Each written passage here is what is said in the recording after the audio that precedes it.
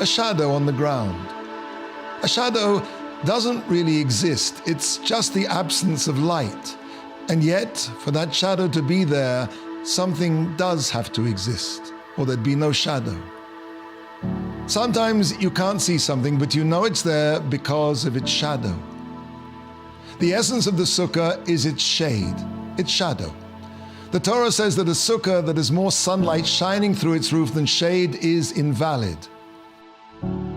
The spiritual masters teach that when we sit in the sukkah, we are sitting in the tsela dehemnusa, the shadow of faith. They derive this phrase from a verse in Shir Hashirim, the Song of Songs, which says, in God's shadow, I delighted, and there I sat, and the fruit of his Torah was sweet to my palate. Faith is like a shadow. Faith is the knowledge of something's existence that you cannot see. We can know there's a God, but we cannot see him.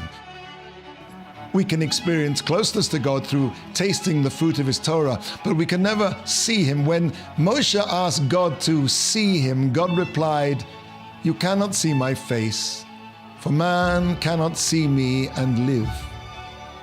In this world, you cannot see God.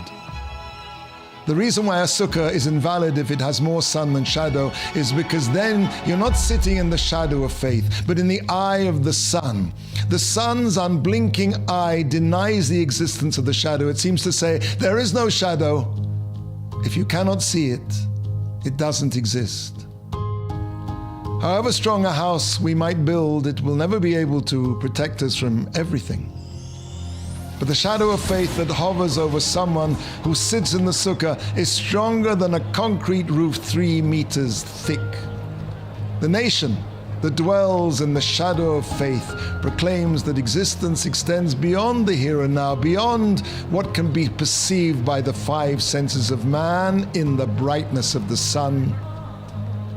The nation that dwells in the shadow of faith draws that faith from the shade of the sukkah, the shadow of faith.